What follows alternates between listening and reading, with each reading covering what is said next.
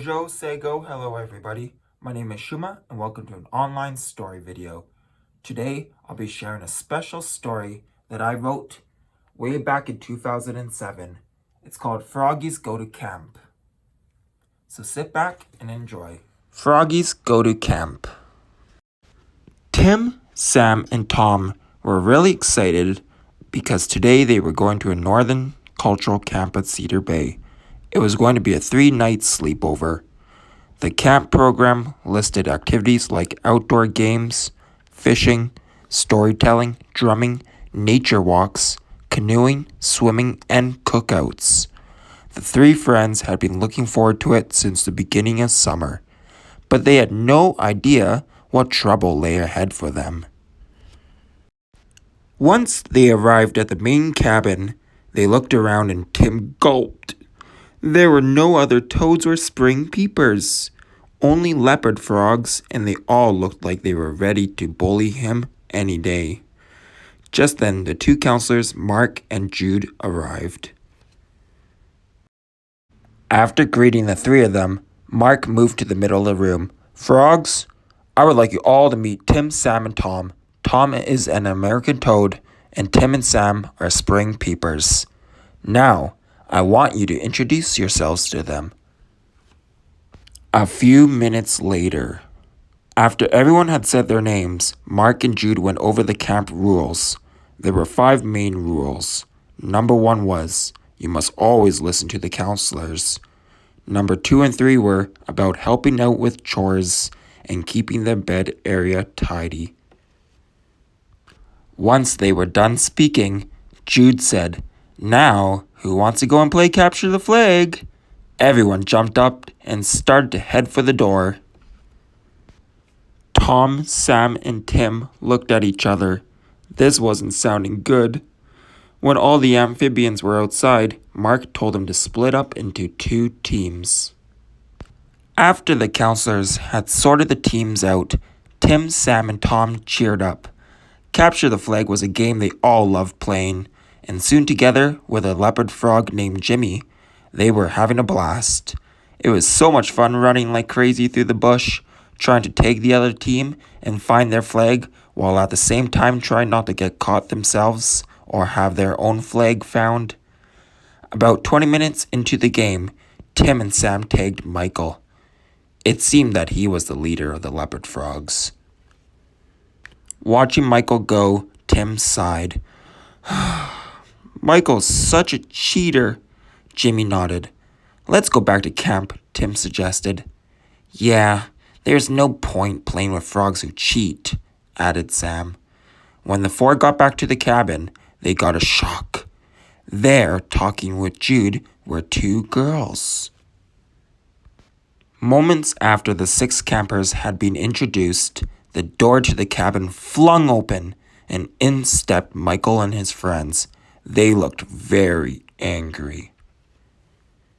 Suddenly, Michael spotted Samantha and Amanda and stopped yelling. Wow! Look at those girls, he gasped. At once, all of Michael's gang started trying to act cool. As evening approached, Mark and Jude called everyone together. Listen, we're all going outside now to collect some wood for a fire. Then we will roast some hot dogs for supper.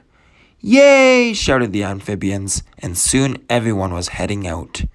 Walking down the steps from the cabin, Amanda turned to Tim. Timmy, can Samantha and I go with you 3 to collect wood? Sure, answered Tim. He felt his face go warm, and was glad that it was getting dark so that Amanda couldn't see him blush. Soon, the 5 campers were walking happily through the darkening forest. They yacked away as they gathered armloads of wood. Within half an hour, everyone was sitting beside a roaring hot fire. Tim smiled. He just loved outdoor fires and summer nights. Beside him sat Tom and Sam, both staring at Michael, who was goofing around with the fire.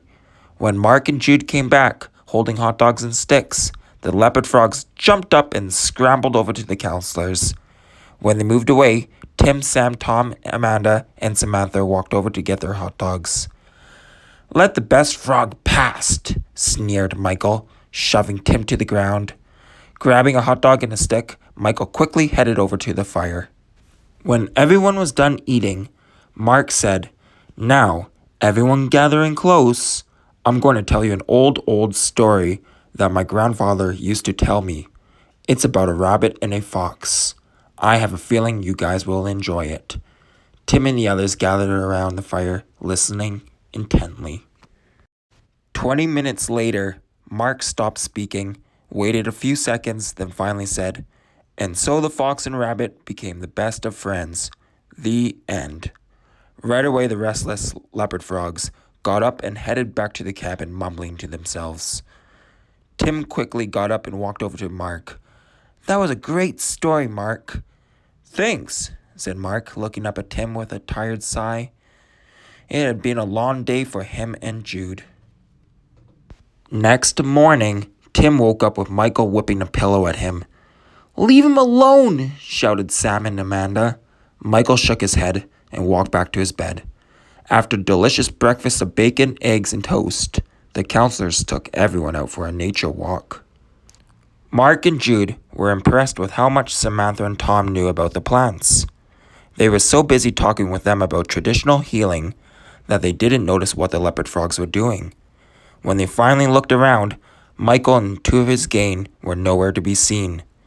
Mark said he would go check out the beach, while Jude went back to look around the cabin area with Tim and the others. "How silly can a frog get?" thought Sam to himself. When they got back to the cabin, Michael and his two friends weren't there. "Let's go inside," suggested Jude, "and see if they've gone home." "No! Look!" cried out Jimmy. "There they are, out on that rocky point fishing." Spotting them, Jude said, "I'll go and get them. Stay here." Tim and the other six couldn't help but look while Jude stormed up to Michael and started talking to him angrily. Tim heard her say, "And if you do anything like that again, Mark and I will have to send you home." After a small snack, Mark and Jude announced that they were all going to take the canoes and go out for a little fishing trip and a shore lunch. Everybody was excited about the idea and quickly ran down to the beach. Michael and some of his friends argued over wearing life jackets. They said that they never wore them when they went out in a boat. "No life jackets? No trip for you," said Jude. Soon everyone had their life jackets on, then got in their canoes and headed out onto the lake. As they paddled along, Tim could feel himself getting sleepy. It was so peaceful out on the lake away from those mean leopard frogs. After about 30 minutes, they arrived at an island. Tim yawned and looked around. It was beautiful. With old cedars, big red pines, and a great camping area, the place was magical. Jude, Samantha, and Amanda, who had paddled much quicker than everyone else, had already gotten a fire going and caught a fish each. "What kind of fish are they, Tom?" wondered Tim. "Walleye! Big, juicy, fat walleye." Tim smiled. Tom was very funny, even when he didn't mean to be. It turned out that the leopard frogs were great at catching fish and cleaning them, so soon there were lots of walleye ready for frying. After a fantastic shore lunch, everyone split up into two teams for a scavenger hunt. Tim's team was the first to get all the items, but as they were running back to the fire, Michael tripped Tim, who had the basket with all the items. He then grabbed the basket and made a dash back to the fire. Glaring at Michael, Tim said, "I hate those frogs." "If they do anything mean to us again, we'll tell a counselor," said Amanda angrily.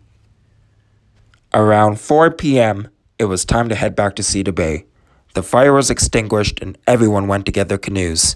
When Tim and Tom got down to theirs, they found Sam crying. Michael had been teasing him about being just a little peeper. "Don't worry, Sam," comforted Tom. "I remember when I took swimming lessons, how everyone teased me saying toads can't swim. You have to ignore bullies." The three friends were the last to push off from the beach, and they couldn't believe their eyes when they saw just ahead of them Michael and two of his friends with no life jackets on, standing up in their canoe. "What are they doing?" gasped Sam. Those crazy frogs are fishing, exclaimed Tom. Suddenly, losing his balance, Michael fell in the water. This flipped the canoe and caused his two friends to fall in too. Struggling and crying out for help, Michael and his friends tried to hold onto the slippery canoe. I can't swim, he screamed. Panicking, he started to lose his energy. Hearing the yelling, Mark, who was in the canoe ahead of Michael, turned around. I'm coming, he shouted. Spotting the bobbing life jackets just a few meters away, Tim and Tom paddled towards them, scooped them up with their paddles, then flung them to the thrashing leopard frogs. Next, Tim threw them one end of the rope that was used to tie up the canoe. Grab the rope, he yelled. Shaking with fear, the three frogs did, and slowly Tim, Tom, and Sam paddled and towed them back to the island. Back on land, Michael and his friends hung their heads in sorrow. Thanks for rescuing us, Michael said. But why did you do it? We have been so mean to you. I know, answered Tim, but we had to help you even if we didn't like you. It's just what one does. Looking up at Tom, Sam, and Tim, Michael apologized for all the trouble that he and his friends had made.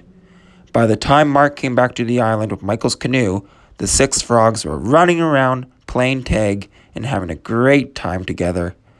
Mark was so glad to see the change in Michael's behavior that he decided not to punish him and his friends. And that evening, all the campers, along with Mark and Jude, played a long game of hide-and-go-seek tag in the dark. No one cheated or made any put-downs. Everyone agreed that from now on, this was going to be the best camp ever. The end. All right. Thank you so much for listening to my story. I hope you guys enjoyed it as much as I did creating it. Until next time, Bomb a P, everyone.